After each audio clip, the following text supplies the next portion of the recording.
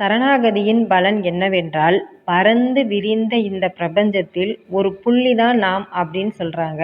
அப்ப எந்த ஒரு விஷயமா இருந்தாலும், எந்த ஒரு நபர் பத்தின கருத்துக்களா இருந்தாலும், அது பரந்து விரிந்து தான் இருக்குது.